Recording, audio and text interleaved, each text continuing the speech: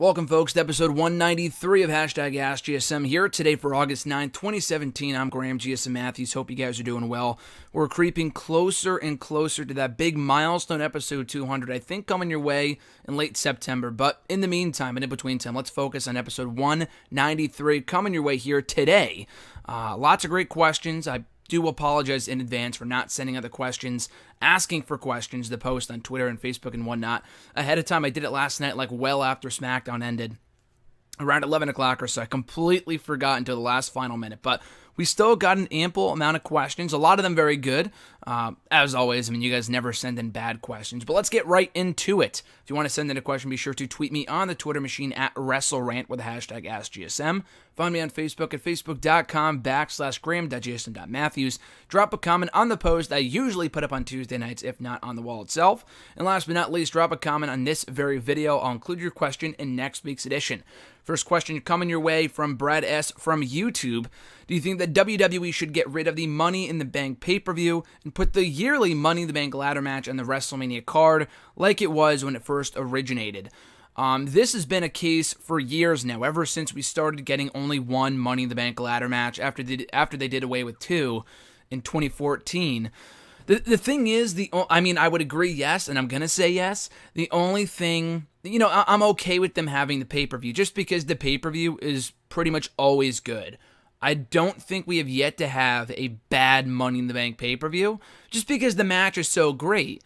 But the thing is, when you really think about it too, it's kind of unfair to Raw, because as of right now, it's a SmackDown exclusive pay-per-view, so therefore only SmackDown superstars can compete for the briefcase. It's not, dual branded as it has been in the past, which I don't think is too fair. Or you just make it a Big 4 pay-per-view, or a Big 5 pay-per-view, I don't know. Which I also would not be opposed to, just because Money in the Bank, like I said, has always been one of the most anticipated events of the year, probably more so than Survivor Series, so I wouldn't say scrap Survivor Series, but if they wanted to make that a Raw or SmackDown show, and then make Money in the Bank a combined show between Raw and SmackDown, I'd be okay with that. But going a step further and bringing the match back to WrestleMania, I think is even better, because that's where it belongs in the first place. That's where it was from 2005 to 2010. So for the match to stay there, I'm in full favor of that. Because WrestleMania is going to be great regardless.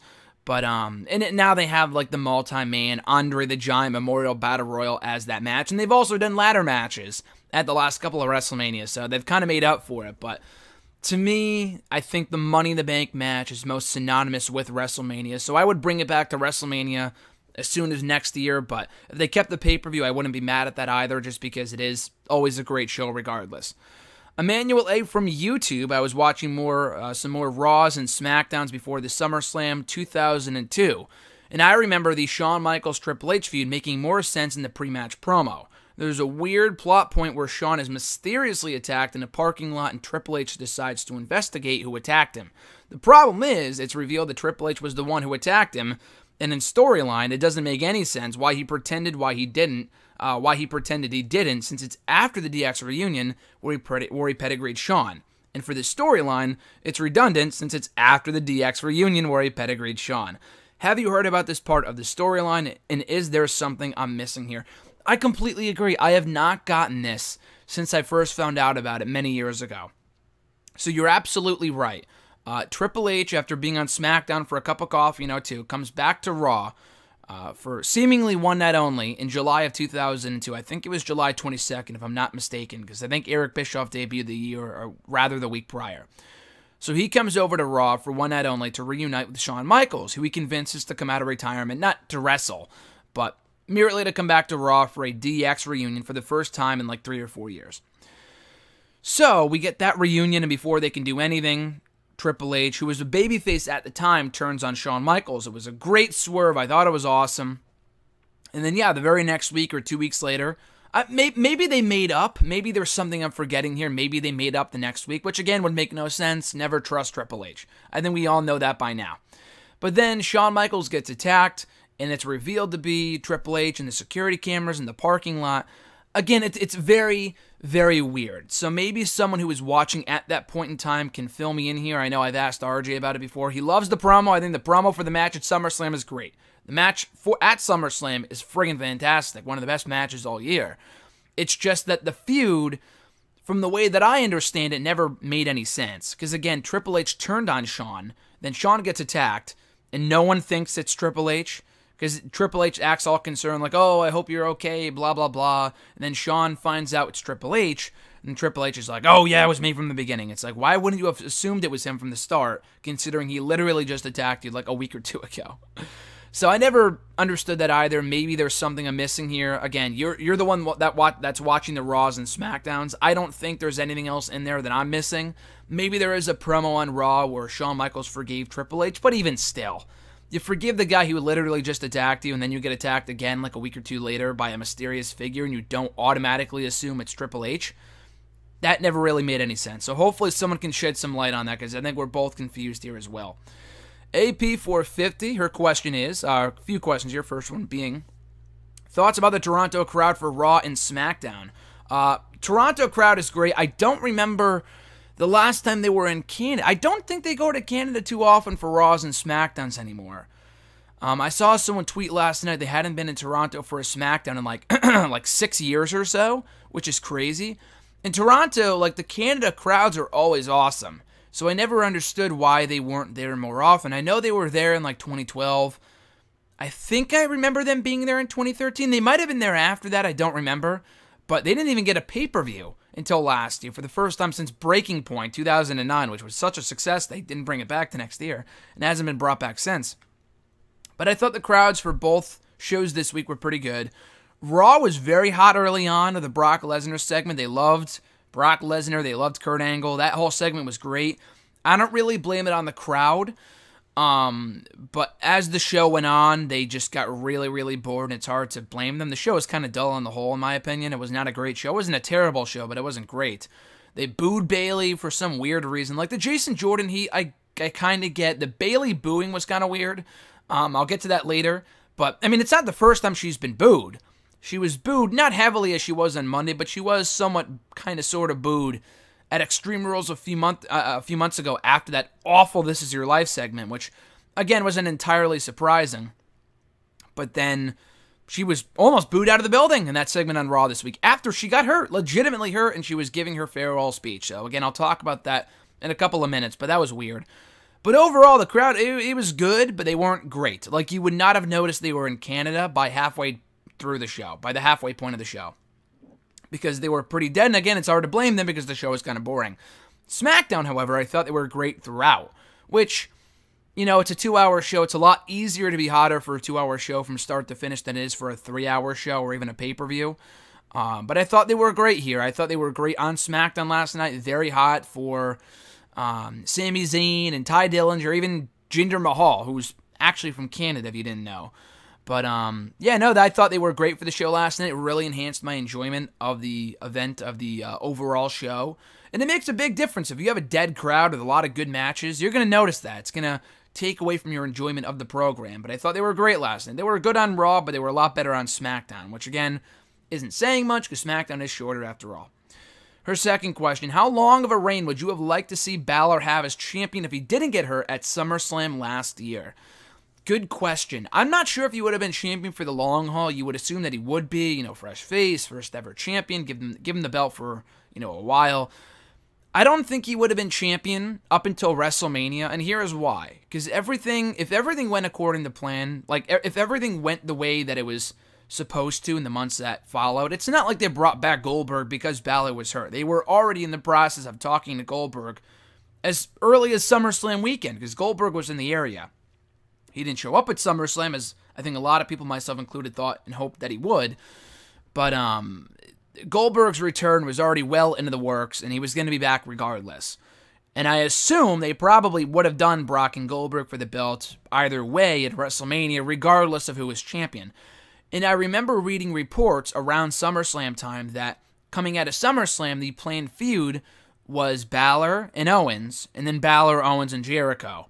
So maybe at some point Owens would have won the championship later on in 2016, and then he still would have jobbed to Goldberg at Fastlane. So I think not too much would have changed.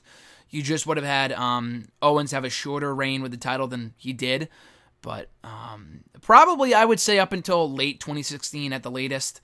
It would have been cool if he held it till WrestleMania, but like, what would have been the big money match anyway? Him and Roman Reigns? Like, that would have been great, actually, now that I think about it. Or him and Rollins Part 2 without the fucking crowd pooping all over it. But I still don't see them deterring from their plans of doing... I mean, then they would have been able to do Cena and Taker, which that had nothing to do with Balor getting hurt. It was just because Vince didn't want to do the match. So, anyway, yeah, I think Balor would have dropped the championship to Owens at some point anyway. It just happened a lot sooner than it did just because Balor got hurt. Her third question here, is what is your favorite moment in NXT history, not including takeovers or events that you have attended? Damn it, that takes away a lot, because a lot of the events I went to, I've been to 4 NXT shows. Actually, no, I've been to 5. I was at 3 takeovers, the 2 takeover Brooklyns, not this year, but in 2015 and 2016 respectively. I was at TakeOver Orlando, and I went to those 2 house shows in early 2016 in Lowell, Massachusetts, and I went to one in Boston, Massachusetts in November of 2016. And they were all great. Like, if you didn't include that last part, I would have said either Bayley winning the NXT Women's Championship in Brooklyn the first time. That match was still one of the greatest matches I've ever seen live. It's definitely up there with AJ and Cena. I'd probably put the women's match first, but it's still a close second if it's not. Anyway, I would put either that at number 1, Nakamura winning the NXT Championship last year, the awesome tag team match at Brooklyn last year. I would have put Joe winning the NXT Championship, which probably would be number 1 from that Lowell house show, because no one was expecting that. And that was incredible to be there live for. But all that, not under consideration here, all that exempt from the question, I would have to say Sami Zayn winning the NXT Championship at TakeOver R Evolution. That was my favorite WWE match, or NXT match, at WWE match, whatever, of 2014. Love that match. Love that match. That match was nothing short of spectacular at TakeOver R Evolution. And the moment with Sami winning was just, I cannot not get excited every single time I watch it, on replay. I'll be talking about it on an upcoming Wrestle Rant in the next, I think maybe next week or the week after. I think 2 weeks from now. But anyway, I can't watch that match back and not get excited, as if I'm watching for the first time. That's how great that match is. That's how great that moment is of Sami Zayn finally winning the NXT Championship. And there's a couple other moments that come to mind. When Samoa Joe debuted, that was an amazing, shocking moment at TakeOver Unstoppable in May of 2015. I'm trying to think, a lot of the moments that come to mind are ones that I was there for at the 2 Brooklyn shows and the one in Orlando and the 2 house shows. Other than that, you're saying moments. You're talking moments here, not matches. Yeah, so Joe's debut, maybe when Bobby Roode showed up in the crowd at TakeOver Dallas, wouldn't be number 1, but I guess I would put it on the list. I'm not really sure. Those would probably be the top ones. I think number 1 would have to be Sami Zayn winning the NXT Championship at TakeOver R Evolution, and then Kevin Owens subsequently attacking him and kicking off that feud in NXT over the title. Jeremy B. from Facebook, his first question here is, thoughts on Kevin Owens saving Sami Zayn at a recent house show, and do you think we could see these guys reunite and go for the tag titles, but with KO staying heel? I saw the footage. I thought it was great. They were in Canada, though, so it's not like they were planting the seeds for a future tag team or something. But I've always said I think KO and Sami as a tag team at some point down the road. I know they're foes forever, but eventually reuniting them as a tag team would be amazing. I mean, I'm surprised they didn't do that from the get-go in NXT and slowly build to Kevin Owens turning on him. But the way they did it was perfect, too. Nothing wrong with that. So, but if they do have them team at some point, I know they teamed on a random Raw in May of 2016 as the Strange Bedfellows match, I think it was. It was them 2 against Miz and Cesaro on Raw, heading into the Fatal 4-Way IC title match at Extreme Rules 2016. But yeah, KO and Sami as a tag team would be great, just because of the chemistry they have. They've already had a million matches against each other, so if you really want to switch it up, and they're on the same brand, why not do Owens and Zayn for the tag team titles? And quite honestly, that might be something that we see later on this year, pretty soon. Because once Owens is finished up with AJ, I assume we're going to be getting him and Shane, which is great, which I've been waiting for since Shane came back, and they were teasing it even a year ago, well over a year ago. But after that wraps up, what do you do with Owens? I guess you could do Owens Nakamura, you could do Owens Orton maybe. But beyond that, I think you need something new for Kevin Owens, and I think a tag team with Sami would be great. Like, what's Sami Zayn doing right now, you know? If they're going to be on the same show, I don't want to see them feuding again anytime soon if it's not over a world championship, if it's not over the WWE title. So, yeah, putting them in a tag team together I think would be pretty cool. And then they can go after, like, the Usos. Like, they need more tag teams anyway. American Alpha broke up. The Hype Bros haven't been on TV in weeks. I assume they're breaking up soon. The Colognes are hurt. We have Breezango. We have the New Day, but that's not working with a ton there. We have the Ascension, who don't really even count. But, yeah, adding Owens and Zayn to the mix would be pretty damn entertaining. So maybe at some point down the road, maybe even sooner rather than later. Elena the Y from YouTube. I don't know why I put this with the Facebook questions, but you got the 3 questions here from YouTube. Did Randy Orton need to beat Jinder Mahal on SmackDown? I mean, he's Randy Orton. Whatever opinion you have of the guy probably won't change, and that includes from a credibility standpoint. I doubt 3 straight losses to Jinder Mahal turned off anyone from chanting RKO, just like I doubt a win over Jinder Mahal on a throwaway TV main event is going to get him his heat back. No, it was completely unnecessary. I thought it was the best match they've had to date, which is not saying a ton because the other matches weren't great at all. I think of the 3 pay-per-view matches, it was Money in the Bank first, Backlash second, which kind of bored me. The Money in the Bank match I thought was pretty good. And obviously, way, way, way, way down at the bottom is the Punjabi Prison match, which was just beyond atrocious. Just beyond brutal to watch.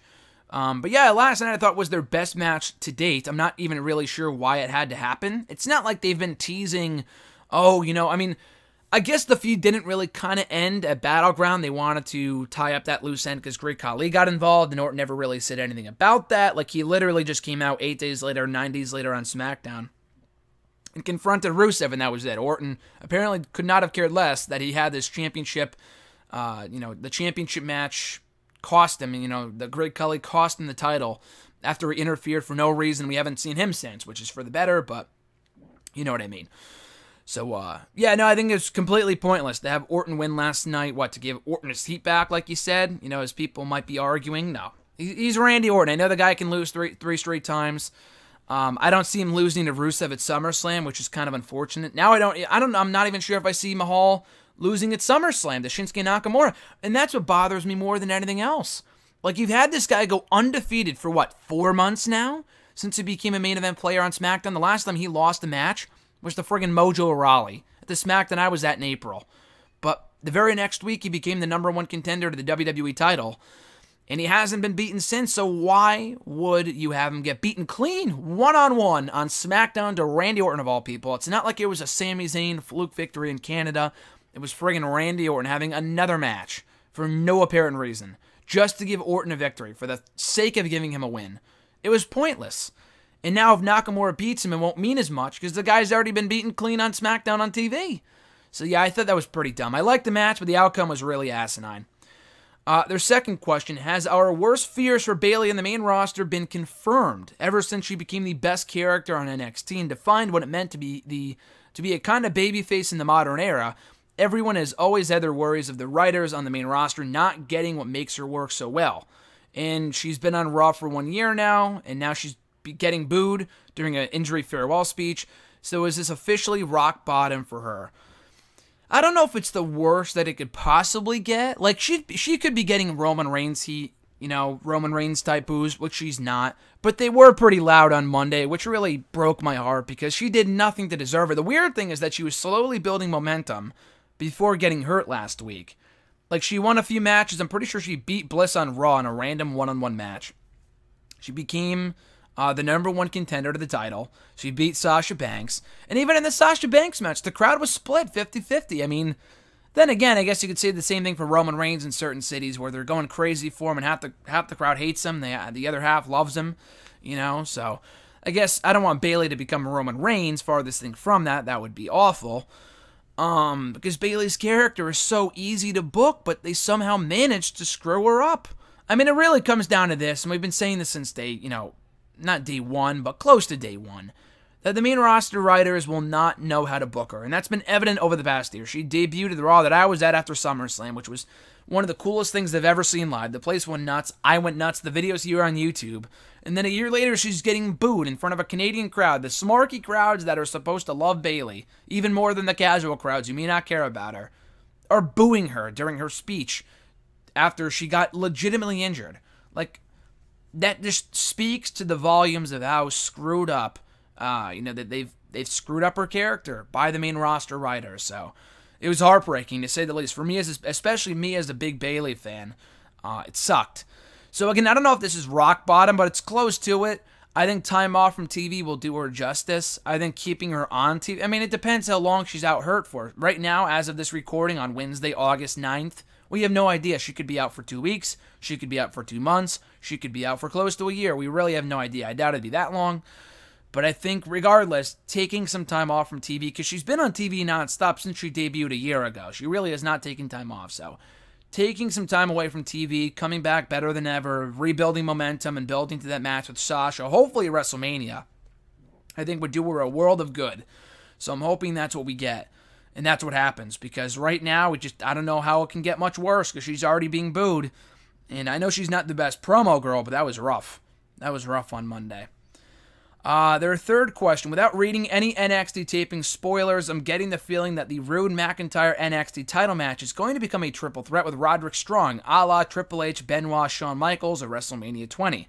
I want to say Strong would be a hybrid of Benoit and Michaels, because while storyline-wise, Roddy Strong is the Shawn Michaels here, his presence screams more Benoit, doesn't it? Small guy who was the least charismatic, but has enough intensity in the ring to compensate for it, along with being the underdog who could very well surprise everybody in their respective scenarios.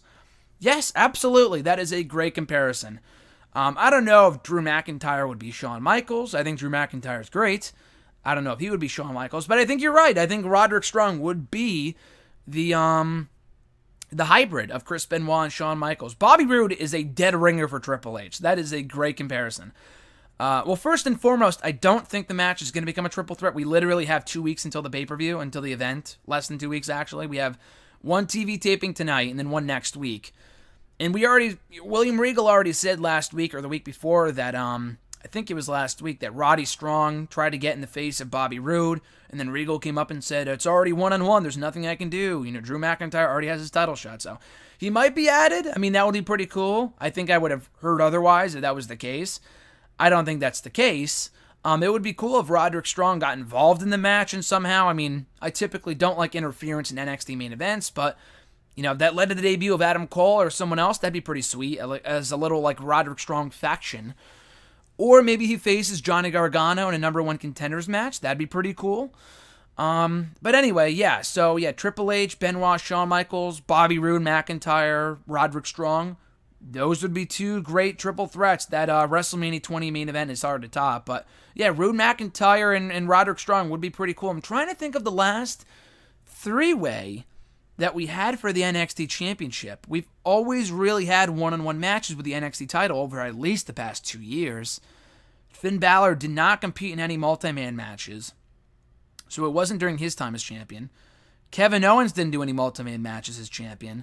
Sami Zayn never held the belt. I think the last multi-man match we had for the NXT title, I might be wrong here, but I think the last multi-man match we had for the title was when we had the 4-way, that amazing 4-way. I literally just reviewed this past Tuesday on WrestleRant, between Neville, Zayn, Tyler Breeze, and Tyson Kidd in September of 2014. That's unreal if the case. I mean, I know we've had like triple threat matches and shit on like live events, but I think beyond that, I might be wrong. There might be a match I'm forgetting, but I don't think we've had a multi-man NXT title match since then, almost exactly 3 years ago.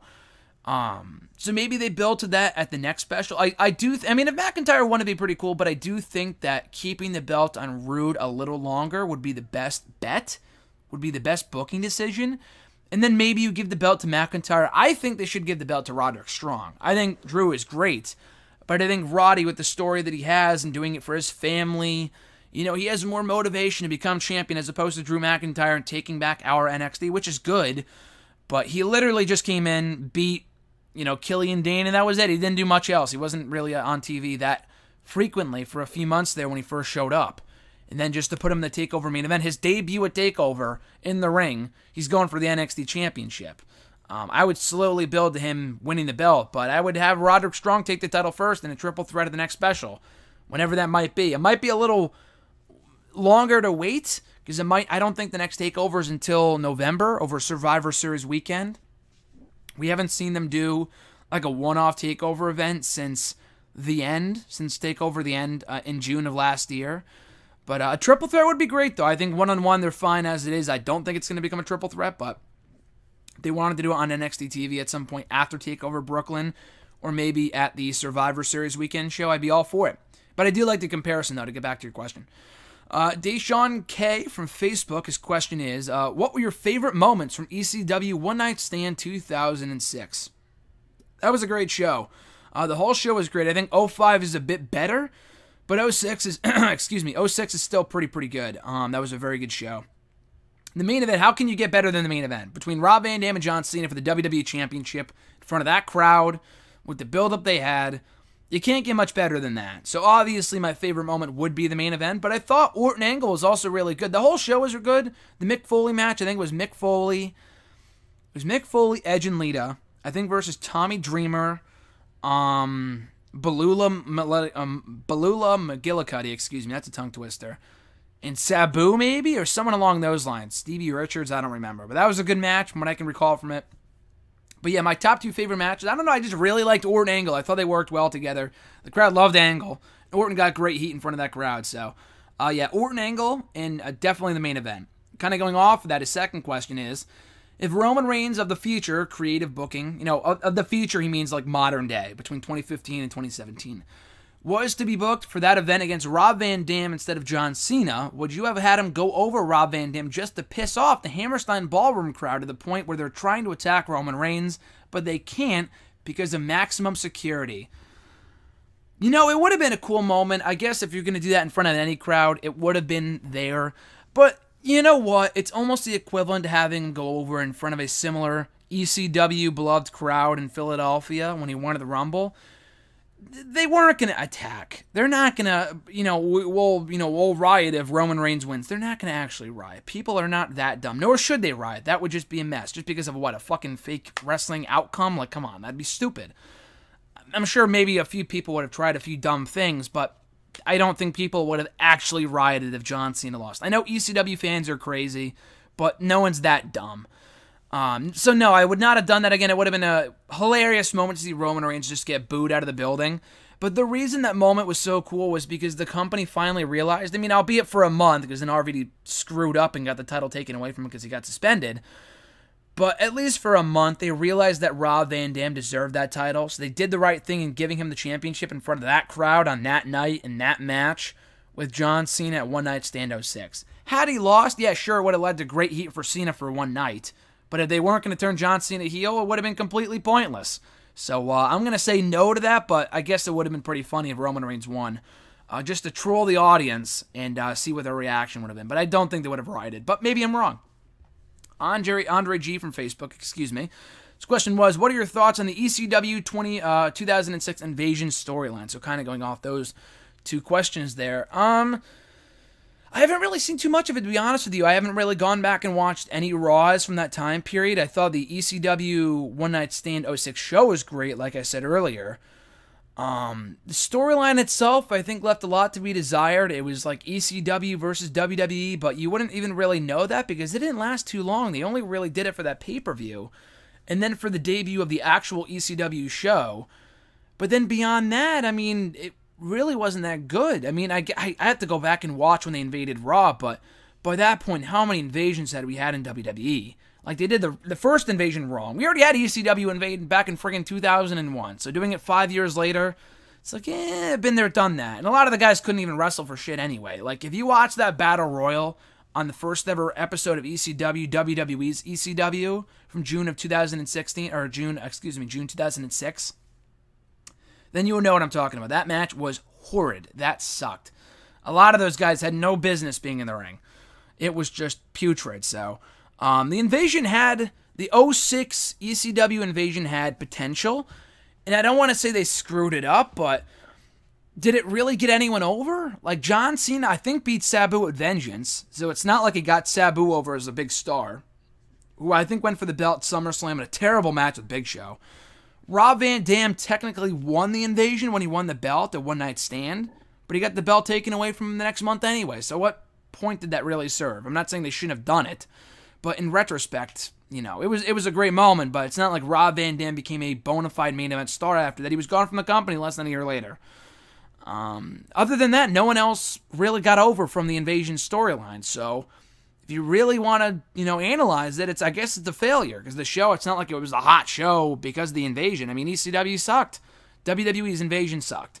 Or the show sucked. Their version of it was not good. So, my own personal thoughts, I have not seen enough of it to really form an opinion, but based off what history has told us and what happened after that pay-per-view took place, I guess would have to consider it a failure. Mark S. from Facebook's got a couple questions here. First one being, which pay-per-view are you more interested in seeing, NXT TakeOver Brooklyn or SummerSlam this year? Definitely TakeOver. Like, SummerSlam, I'm sure I would be pumped for if I'm going, but I'm not. So, I mean, I'm sure it's going to be a good show. We really have not had a bad SummerSlam in quite some time. I think the last truly atrocious SummerSlam was 2010. That show was really, really bad. Like, that was a very dull and boring show. 2011 was great. I thought 2012 was pretty good. I enjoyed it at the time. It's not as good as 2011, but it was still a good show. 2013 was amazing. 2014 was amazing. And 2015 and 2016 were also good to pretty good. So we'll see how this one fares, but I don't have high hopes. I'm looking forward to the main event, the 4-way Universal Championship match. But that's about it. Like, a Nakamura winning the title, I really want to see. But the match itself, like, anything involving Jinder, I'm not going to give two craps about. So, I'm not, like, overly hyped for that match. A lot of the matches on the SmackDown side have really just been thrown together at the last minute. I know they just had a quick turnaround time from Battleground. But Cena, Corbin came out of nowhere. Orton, Rusev, they're all fresh matches, but they came out of nowhere. Like, the only truly well-built bout on that entire card is New Day and Usos, but we've already seen that twice. I'm sure it's going to be a good match, but we've already seen it twice. From the Raw side, I was looking forward to the Hardys, the Club, Anderson and Gallows versus the Revival, but it looks like the Revival's out. So it might be the Hardys versus Gallows and Anderson on like the kickoff show or something. So that kind of sucks. Bayley and Bliss we were going to get, and now we're getting Bliss and Sasha again. And either one of those matches we've already seen twice anyway. We've already seen both those matches. So it doesn't really matter anyway. But yeah, so I would say the match I'm most looking forward to is the main event for SummerSlam, whereas with TakeOver, I'm not like overly anxious for that card either. It's not the strongest card on paper like Sanity, Authors of Pain. I honestly don't really care. But Rude and McIntyre can be really good, especially with the possibility of interference with Roderick Strong there. I'm sure we're going to get Johnny Gargano on the card. Aleister Black and Hideo Itami, if they give them time, could be really, really good. Asuka and Ember Moon I'm looking forward to. So absolutely, the TakeOver Brooklyn shows have been the best TakeOvers each year for the years they took place in 2015 and 2016 respectively. So I am way more excited for that show and the crowd we might get on that night as opposed to SummerSlam. And the crowd is the bound to die a death. You know, when you have a 2-hour show versus a 6-hour show. It's ridiculous. His next question, should Titus O'Neil accompany Tozawa to the ring for a SummerSlam title shot or not? Or what do you think of the option of him giving Tozawa advice before the bout? I would keep O'Neil as far away from ringside as possible. I love the Titus Worldwide brand thing, which might sound surprising. But if you go back on WWE's YouTube channel, they put up a video this past week after Raw, the Raw Fallout video. It's Tozawa, O'Neil, Apollo Crews, Dana Brooke gets involved, and Mike Rome, the interviewer for Raw, is there too. It's great. It's like a 2-minute video, but I thought it was hilarious. If they can air that stuff on TV like they did with the Fashion Files, these guys would be over in pronto. They would be over in no time. But anyway, so I like O'Neil and the Tozawa combination, but he doesn't need to be there for the match. I don't think he was there. I think he was there for the Great Balls of Fire kickoff show match. I think he was, but regardless, he doesn't need to be. I think Tozawa can get it done on his own. There's a good chance he might win. But yeah, if you just gave him advice before the match, before he went out, I think that's enough. His third question, do you think there will or will not be a Raw Tag Team title defense at SummerSlam? Of course it's going to be. I mean, I know we have 1 week to go until the pay-per-view, but it's going to be Rollins and Ambrose versus Cesaro and Sheamus.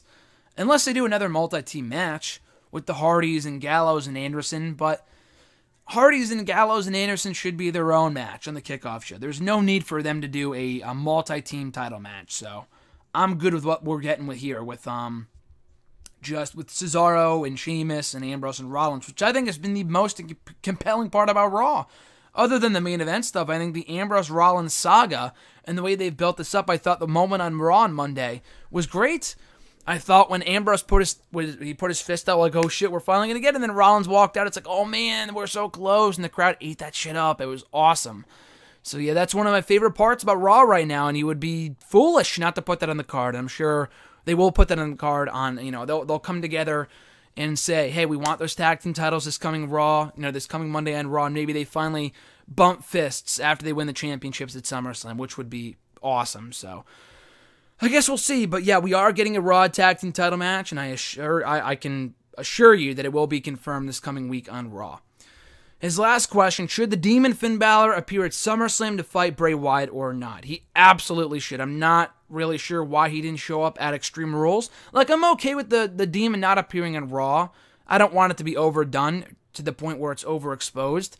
But we literally have not seen or heard about the Demon since SummerSlam of last year. I know Balor was hurt for a while. But even when he came back, he didn't mention the Demon. He didn't show up in the main event of Extreme Rules when he wrestled.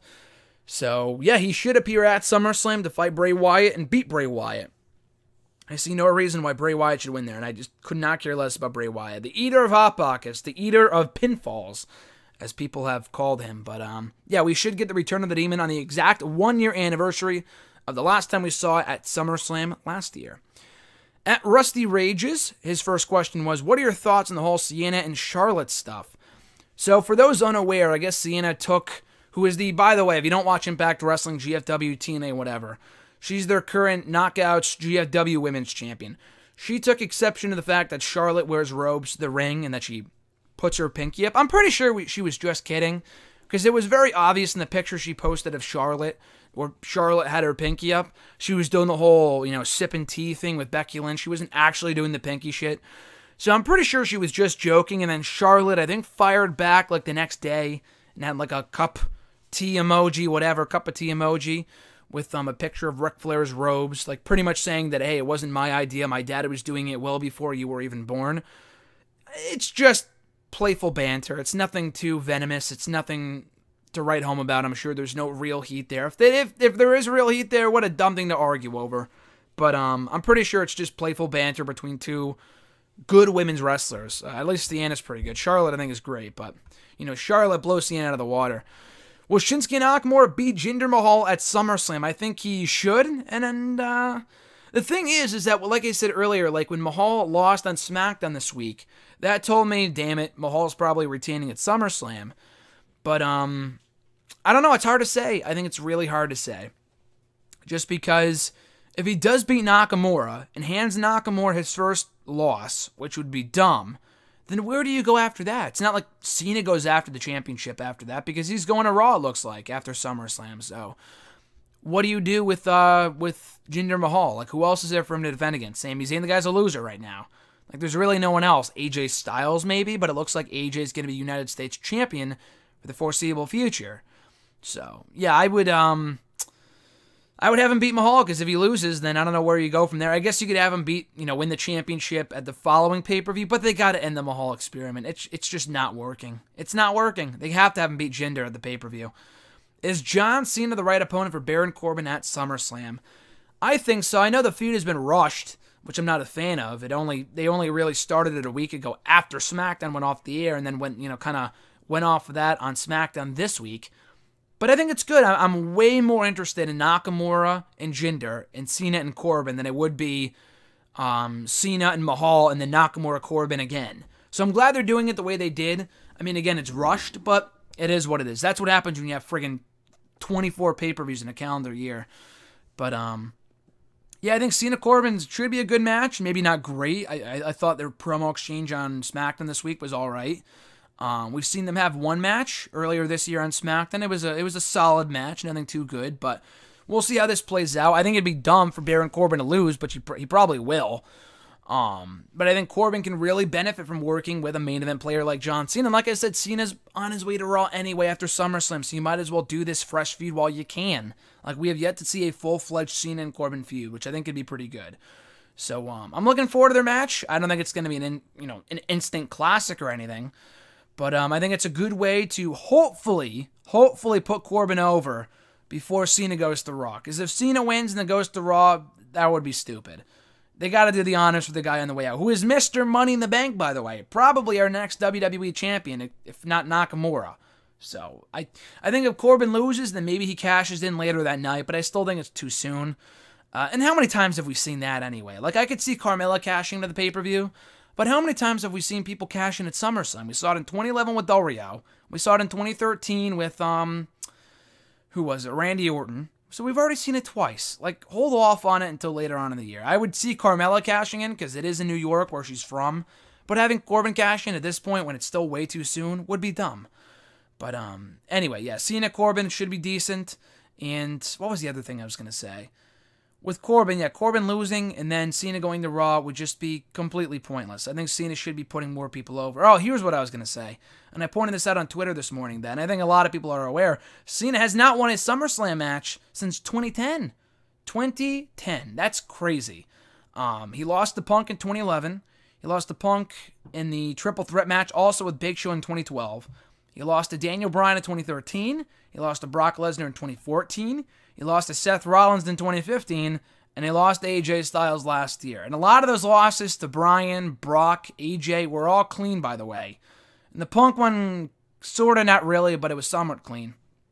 I think his foot was on the rope or something, but in 2011.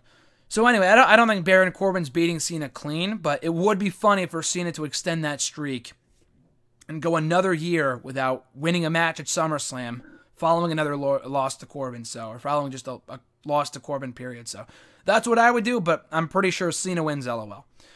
At Carson Rush 2, we got a couple final questions here. I think about 4 questions to go till we're over. But Carson's question, what NXT stars do you put on the main roster after TakeOver, and what brands should they go to? So I apologize. I think it was Jeremy who asked it last week. Someone asked me last week, like, what stars from the main roster would you put in NXT or have switch shows, and what stars from NXT would you call up? And I answered the first part of that question with who I would put from the main roster on Raw and SmackDown and who I would have go down to NXT. I forgot to mention who from NXT I would put in the main roster, so thank you for asking that. Bobby Roode, I know he's the champion right now, and I mean, they could keep him down there for a little longer, but with Adam Cole probably coming in soon, maybe as soon as TakeOver Brooklyn, he can be their new top heel. You don't really need Bobby Roode. So Bobby Roode's reign has been great. Again, if he retained, which I'd be all for, I have no complaints. But after TakeOver, maybe not immediately after TakeOver, but maybe at some point before the end of 2017, Roode goes to, I would say, SmackDown. I mean, let's really think about this. Roode would be a great top heel for either show. Raw has Samoa Joe. They have Braun Strowman. Brock Lesnar doesn't really count. Bray Wyatt's a friggin' joke. On SmackDown, you have Corbin, who's Mr. Money in the Bank. You have Mahal, who might not be a top heel for too much longer. You have Kevin Owens. You have Rusev towards the end of the card. I would put him on Raw, I guess. I mean, there's a better chance he'd be used better on SmackDown. But that's not always the case. I mean, look no further than Mike Bennett. But anyway, yeah, I might put him on Raw. I mean, on Raw, he could face the Shield guys. You have John Cena there.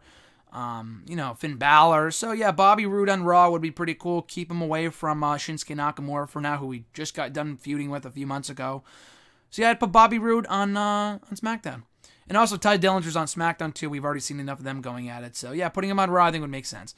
Asuka I would put on SmackDown. I think she would be good for SmackDown. I know she would have to be a top face when she gets called up. I mean, you know what? Maybe Raw. Maybe Raw too. You know? I mean, I would put a Tommy on SmackDown. I think he'd be better off. As putting him in the 205 Live division would be the kiss of death. I think a Tommy would be a great person to call up just because he's already really done it all. He's not going to win the NXT Championship. I think that much is apparent. After he lost to Bobby Roode in Chicago, that told me he's not winning the title. So, that being said, I would have him go to SmackDown. I would put Asuka on Raw just because with Bayley gone, you're going to need another top face for that show. Because Mickie James and Dana Brooke are not going to do it. So, yeah, and Paige might be back soon, but I think Asuka would be better suited on Raw, Roode as well, and Tommy on SmackDown.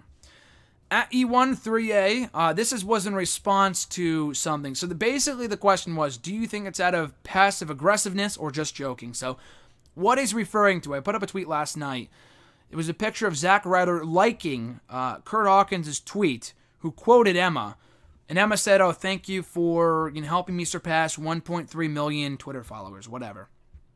Kurt Hawkins tweeted that and said, "I know I've been on a massive losing streak recently, but at least I don't buy my followers," or something along those lines. Obviously joking. They're on fine terms. They're not feuding. And Zack Ryder liked that. And the reason I posted it was because Zack Ryder and Emma used to be dating many, many months ago. Like last year, earlier this year. I'm not exactly sure when they broke up. But I guess they broke up, earlier this year or whatever, because now Ryder is with Laurel Van Ness from TNA, from GFW. He's with Chelsea Green, the former Tough Enough contestant from a few years ago. And so, yeah, basically he's asking, is it just out of passive aggressiveness or just joking? Honestly, I'm not a relationship expert. I have no idea what goes on in the personal lives of Ryder and Emma and who else. I might have to lean towards the former. Just because if they were just joking, and they might be still friends, but they don't post any pictures together. And Ryder's the type of dude that if you were friends with him, he's going to joke with you on Twitter. Like with Robbie E. They go back and forth all the time. Robbie E. claims he stole his gimmick and vice versa. But they're not on bad terms. Otherwise, they wouldn't be joking about it on Twitter.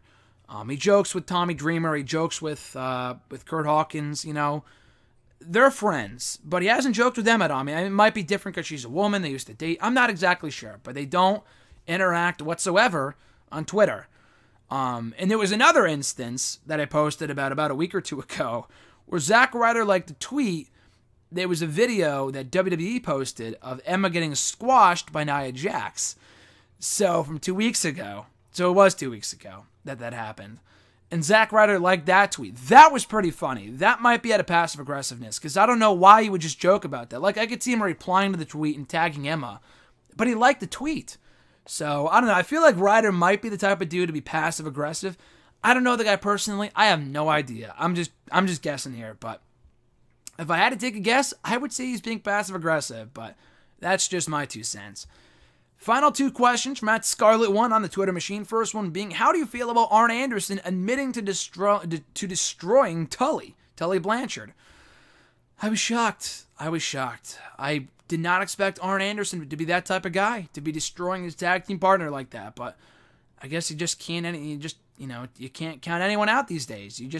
It's always the quiet ones. Arn Anderson has always been a quiet individual.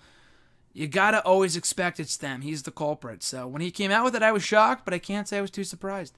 Final question, are you excited for another 4 to 6 hour SummerSlam this year? So here's the thing with SummerSlam, and being there twice, so I can tell you from experience, because I've been there for the last 2, when the first time I went 4 hours, and it was 4 hours again last year. It's technically 6 hours when you include the kickoff, which we were there for. I got there at 5 o'clock. I was there till 11, both years. And I can tell you, it's a long fucking show. It's a long, long show. And I told John both years, this was a good show. I had a great time, don't get me wrong.